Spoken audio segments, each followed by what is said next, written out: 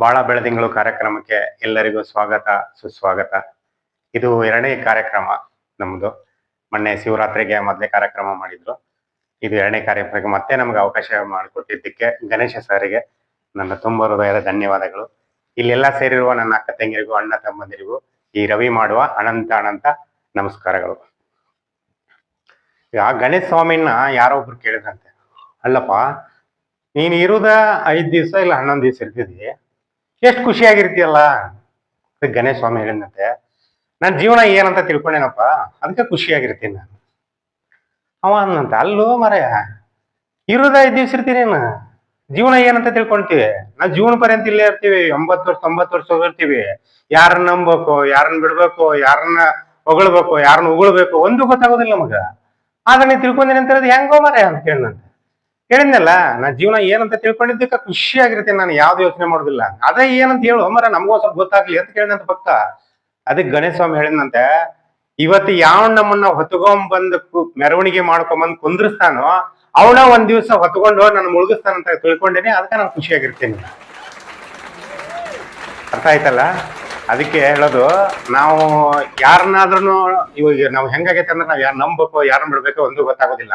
ನಾವ್ ಯಾರನ್ನ ತುಂಬಾ ಹಚ್ಕೊಂಡು ನಾವ್ ಅಟ್ಟಕ್ಕೆ ಹಚ್ಚಿ ಕುಂದಿರ್ಸ್ತೀವಿ ನೋಡು, ಅವರಿಂದನೇ ನಮಗೆ ತೊಂದರೆ ಆಗತ್ತೆ. ನಾವು ಸಾಕಿರೋ ನಾಯಿ ನಮ್ಮನ್ನ ನೋಡಿ ಬೊಗಳ್ತಾ ಇದೆ ಅಂದ್ರೆ ಅವತ್ತೇ ತಿಳ್ಕೊಂಬಿಡಿ, ಅದಕ್ಕೆ ಬೇರೆದವ್ರು ಊಟ ಹಾಕ್ತಾ ಇದಾರೆ ಅಂತ ತಿಳ್ಕೊಂಬಿಡಿ. ಈ ಗಂಡ ಹೆಂಡತಿ ಜಗಳ ಎಲ್ಲಾರ ಮನೆಗೆ ಇದ್ದಿದ್ದಲ್ಲ. ಎಲ್ಲಾರ ಮನೆಗೆ ಇದ್ದಿದ್ದಾರೆ ಅವು ಗಂಡ ಹೆಂಡತಿ ಇರೋದೇ ಜಗಳ ಮಾಡೋಕೆ.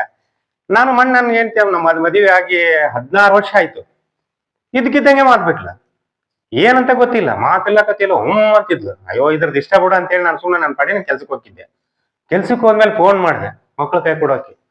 ಮಕ್ಳು ಯಾಕೆ ನಿಮ್ಮ ಅಮ್ಮ ಇಲ್ಲಮ್ಮ ಇದಾರೆ, ಮತ್ ಕೊಡಮ್ಮ ಅಂದ್ರೆ ಕಟ್ ಮಾಡಮ್ಮ ಅಂತ ಹೇಳೋಕೆ.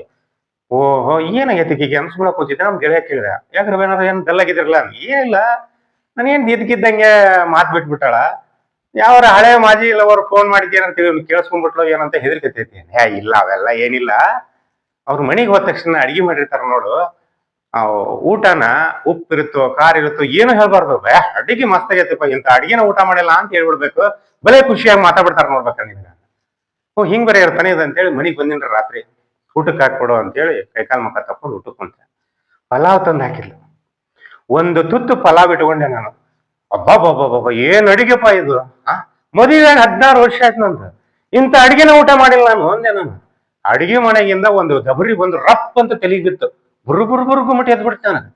ಏನಾಯ್ತೆ ನಿನ್ಗೆ ಅಂದೆ ನಾನು. ಅಯ್ಯೋ ನಿನ್ನ ಮಕ ಮುಚ್ಚೋಗ, 16 ವರ್ಷದಿಂದ ಅಡಿಗೆ ಮಾಡಿ ಹಾಕ್ತೀನಿ ನಿನ್ಗೆ, ಒಂದ್ ದಿವ್ಸನೂ ಹೊಗಳಿಲ್ಲ. ಇವತ್ ಪಕ್ಕದ ಮನೆಗೆ ಪಲಾವ್ ಕೊಟ್ಟಳ, ಅದ್ ಏನ್ ಹೊಗಳ್ಕೊಂಡ್ ತಿಂತೀಯಲ್ಲ ಅಂತ. ಅವಾಗಾರ ಗೊತ್ತಾಗೋದು ಬೇಡ್ರಿ ನನ್ಗೆ ಅಡಿಗೆ ರುಚಿ ನೋಡಿ, ಇದು ನಮ್ಮ ಮನೆಯದು ಪಕ್ಕದ ಮನೆಯದು ಅಂತೇಳಿ. ಇನ್ನ ಈಗ ನೀವು ನೋಡಿರ್ಬೇಕಾದ್ರ, ಮೊದಲೆಲ್ಲ ಫೋನ್ ಇರ್ಲಿಲ್ಲ. ಈಗ ನಾನು ಹೊಸದಾಗಿ ಮದುವೆ ಆದಾಗ ಫೋನ್ಗಳು ಇರ್ಲಿಲ್ಲ ನಮ್ಗೆ. ಅವಾಗ ನಾನು ಆಟೋ ಓಡಿಸ್ತಿದ್ದೆ. ಮತ್ತೆ ಇನ್ನೇನೈತ್ರಿ, ನಾವ್ SSLC 3 ಸಬ್ಜೆಕ್ಟ್ 3 ವರ್ಷ ಫೇಲ್ ಆಗಿರೋ ಇನ್ ಯಾವ ಕೆಲಸ ಕೊಡ್ತಾರ ನನಗೆ? ಏನ್ ಗೌರ್ಮೆಂಟ್ ಕೆಲಸನ ಕೊಡ್ತಾರ ನನಗೆ? ಜೀವನ ಉದ್ಧಾರ ಏನಾರು ಜೀವನಕ್ಕೆ ಮಾಡ್ಲೇಬೇಕಾದ್ರೆ ಆಟೋ ಓಡಿಸ್ಕೊಂಡಿದ್ದೆ ನಾನು. ಈಗ ನೀವು ಹೆಣ್ಮಕ್ಳು ಇಷ್ಟು ಜನ ಕುಂತಿರಲ್ಲ, ನಿಮ್ ಗೆಳತಿ ಅಪರೂಪಕ್ಕಾಗಿ ನಿಮ್ ಗೆಳತಿ ಸಿಕ್ಕಳಂದ್ರೆ ಎಲ್ಲರ ದಾರ್ಯಾಗ ನೀವೇನ್ ಮಾಡ್ತೀರಿ ಹೇಳ್ರಿ? ಅಯ್ಯೋ ಯಾಕೆ, ಹೆಂಗಿದೆಯಾ, ಗಂಡ ಆರಾಮಾಗಿದಾನ, ಚಲೋ ನೋಡ್ಕೊತಾನ ನಿನ್ನ, ಅತ್ತಿ ಮಾವ ಹೆಂಗಿದಾರೆ, ಮೈದುಗಳು ಹೆಂಗಿದಾರೆ, ನಾದಿನಿಯರ್ ಹೆಂಗಿದಾರೆ, ಮಕ್ಳು ಹೆಂಗಿದಾರೆ ಎಲ್ಲ ಕೇಳಿ ಮನೆಗೆ ಕರ್ಕೊಂಡು ಹೋಗ್ತೀರಾ. ಒಳ್ಳೆ ಅಡಿಗೆ ಮಾಡ್ತೀರಾ, ಅವ್ರಿಗೆ ಊಟ ಮಾಡಿಸ್ತೀರಾ, ಅರ್ಶಿನ ಕುಂಕುಮ ಕೊಟ್ಟು ಒಂದು ಬ್ಲೌಸ್ ಪೀಸ್ ಕೊಟ್ಟು ಖುಷಿಯಿಂದ ಕಳಿಸ್ಬಿಡ್ತೀರಾ. ಹೌದಾ? ನಾವು ಗಂಡಸೂರ್ ಹಂಗಲ್ರಿ. ನಾವು ದೇವರಾಣೆಗೂ ನಿಮ್ ಹೆಂಡ್ರು ಮಕ್ಳು ಬದಿಕಾರ ಸತ್ರ ಅವ್ ಏನು ಕೇಳಿದ್ರೆ ಸಿಕ್ಕ ತಕ್ಷಣ ಇವ್ನ ಹುಸ್ಕೊಳ ಮಗನ ಎಲ್ಲಿದ್ಲಿ, ಅಬ್ರೂಪ ಸಿಗ್ಬಿಟ್ಟಿಲ್ಲ ನಮ್ಗೆ, ನೀನ ನಡಿ ಹೋಗೋಣ, ನಡಿ ಪಾರ್ಟಿ ಮಾಡೋಣ, ಸೀದಾ ಹೋಗೋದೇ ಬಾರಿಗೆ. ನಾವು ನಮ್ದು ಹಂಗಾಯ್ತ್ರಿ. ಮದುವೆ ಆಗಿ 16 ವರ್ಷ ಆದ್ಮೇಲೆ ಬಹಳ ವರ್ಷಕ್ಕೆ ನನ್ ಗೆಳೆಯರ್ ಸಿಕ್ಬಿಟ್ರು. ಅವಾಗೆಲ್ಲ ಫೋನ್ ಇರ್ಲಿಲ್ರಿ, ಅಪರೂಪ ಸಿಕ್ಬಿಟ್ಟಿವಿ ನಾವು. ಅಯ್ಯೋ ಏನ್ಲಿ ಎಷ್ಟು ವರ್ಷ ಆಯ್ತು, ಏನು ಹೆಂಗ್ ನಿಂದು, ಏನ್ ತನ ಎಲ್ಲೆಲ್ಲಿ ಇದ್ದೀವಿ. ಹಂಗ 4 ಜನ ಗೆಳೆಯರು ಅಲ್ಲಿಗೆ ಕೂಡ್ಬಿಟ್ಟಿವ್ರಿ ಅದ ಸರ್ಕಲ್ನಾಗ. ನಡ್ರಿ ಹೋಗೋಣ, ನಡ್ರಿ ಬಾರಿಗೆ ಹೋಗೋಣ, ಬಾರಿಗೆ ಹೋಗಿ ಕುತ್ಕೊಳ್ಳೋಣ. ಇನ್ನೊಬ್ಬ ಒಂದಲ್ಲ ಹುಚ್ಚ, ಅಲ್ಲಿ ಬಾರ್ನ್ಯಾಗ ಹೋದ್ರ ಎಷ್ಟೊತ್ತು ಕುಂದಿರ್ತಿಲ್ಲ ನೀನಲ್ಲೇ? ಒಂದ್ ಅರ್ಧ ಗಂಟೆ ಕುಂದಿರ್ಬೋದು. ಅವ್ ಬಾರ್ನ್ಯಾಗ ಅಭಿಸ್ಬಿಡ್ತಾನ, ನಾನು ಮುಗಿಸ್ರಿ ಬೇಗ ಮುಗಿಸ್ರಿ ಬೇಗ ಮುಗಿಸ್ರಿ ಅಂತೇಳಿ. ನಮ್ಮ ಬಾಳ ಅದಾವ ಮಾತುಕತೆ, ಮುಗಿದಿಲ್ಲವೋ. ಯಾಕಂದ್ರ 130 60 ಹಾಕೊಂಡ ತಕ್ಷಣ ಶುರು ಆಗತ್ತಾವ. ಅವಾಗ ಎದ್ದೇಳ್ತಾವ ಒಳಗಿನ ವಿಷಯಗಳು ಏನಿರ್ತಾವ ಮೇಲ್ಗಡೆ. ಹಂಗ ಎದ್ದೇಳೋದಿಲ್ಲ ಅವ್ ನಮಗೆ. ಎಲ್ಲ ಗಂಡಸರು ಗೊತ್ತಿರೋ ವಿಷಯ ನಗ್ತಾರ ನೋಡ್ರಿ ಇಲ್ಲಿ. ಆಗ ತಗೊಂಡ್ ಪಾರ್ಸಲ್ ತಗೊಂಡಿಲ್ಲ, ನಮ್ ಬಗಲ ನಮ್ ತೋಟ ಐತಿ, ತೋಟಕ್ಕೆ ಹೋಗೋಣ ನಡ್ರಿ ಪಾರ್ಸಲ್ ತಗೊಂಡ್ರ. ಹೌದ್ ನೋಡ್ರಿ ನಡಿ ಹಂಗಾರ ಅಂತೇಳಿ ಕುಡಿಯಾಕ ತಿನ್ನಾಕ ಏನೇನ್ ತಗೊಂಡು ಪಾರ್ಸಲ್ ತಗೊಂಡ್ ಹೋದಿವ್ರಿ. ನಾವು ಹೋಗ್ಬೇಕಾದ್ರೆ ಒಂದ್ 8 8:30 9 ಬಂದಿತ್ರಿ.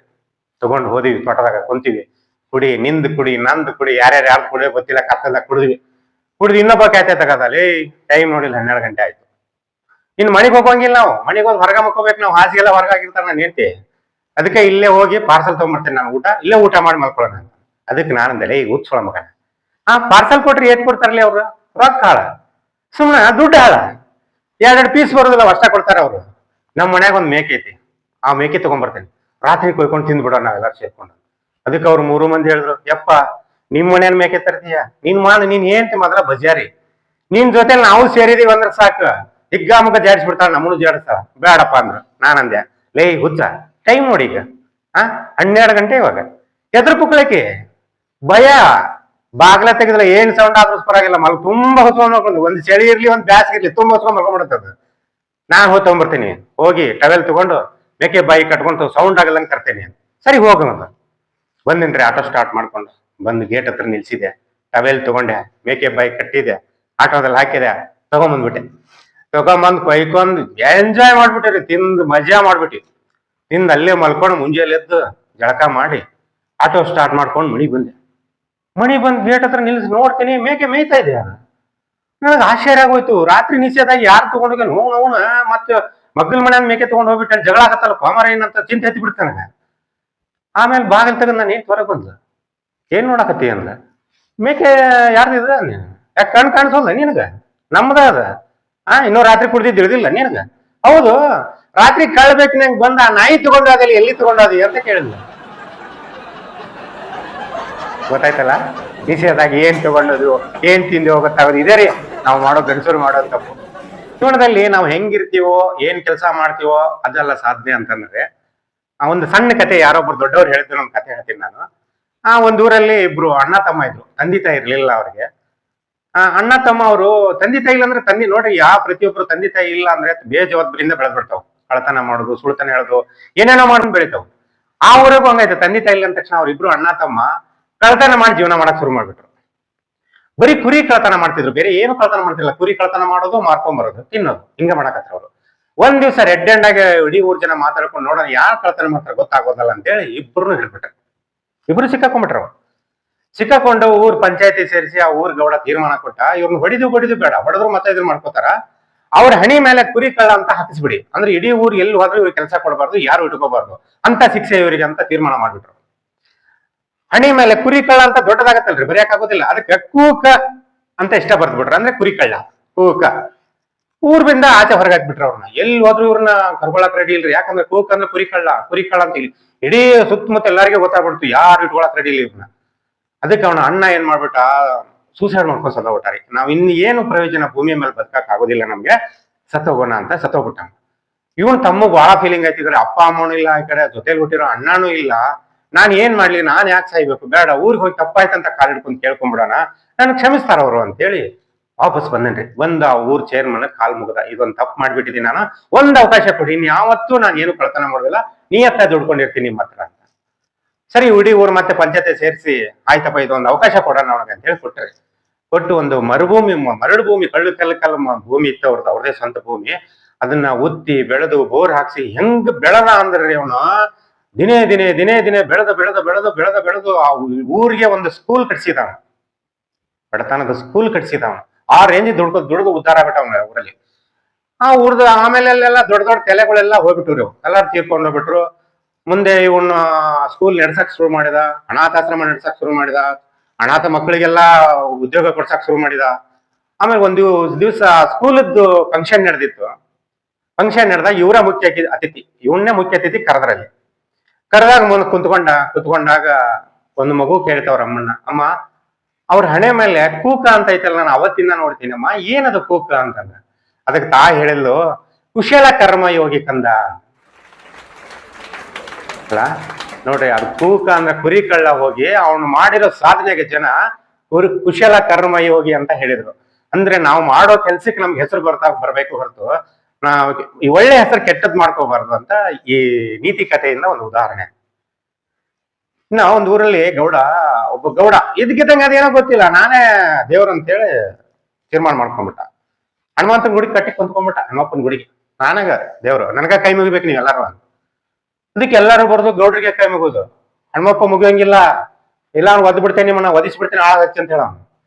ಒಬ್ಬ ಬಂದ ಪಾಪ ಅದಕ್ಕೆ ಏನೋ ಗೊತ್ತಿಲ್ಲ, ಬಿಡಿ ಸೇರ್ಕೊಂಡ್ ಕೂತಿದ್ದ ಗೌಡ ಹನುಮಪ್ಪ ಕೈ ಮುಗಿದ್ಬಿಟ್ಟ. ಹನುಮಪ್ಪ ನೀನೇ ಕಾಪಾಡಪ್ಪ ಅಂತ. ಲೇ ಹನುಮಪ್ಪ ಕೈ ಮುಗಿದಂಗ ಯಾವ ಮಗ ನಾನು ಅಲ್ಲಿ ಕುಂತೇನಿ ಕಣ್ಣ ಕಾಣಿಸೋದ ನಿನಗ. ಇಲ್ಲ ಯಪ್ಪ ನಿನಗ ಕಮ್ಮಿ. ತಗೋ ಕಲ್ ತಗೋ ಹೋಗಿ ಹನುಮಪ್ಪ. ಯಪ್ಪ ಬ್ಯಾಡು ಯಪ್ಪ ಒಗಿತೇ ಇಲ್ಲ ಕಾಲ್ ಮುರ್ಸ್ಲಿ ನಿಂದ ಹೋಗಿ ಹನುಮಪ್ಪ ಕಲ್ ಹೋಗಿ. ಅವ ಅತ್ತ ಬಿಡಿ ಸೇರ್ಕೊಂತಿದ್ದೆ ಗೌಡ ಮೂಲೆ ಕಲ್ಲು ಹೋಗದ್ಬಿಟ್ಟು ಒಗದಿನಿ ಅಪ್ಪ. ಸರಿ ಹೋಗ್ ಮಾಡಿದ್ಯ ಮಣಿಗ್ ಹೋಗಿ ಮಲ್ಕೊಂತಾನ್ರಿ.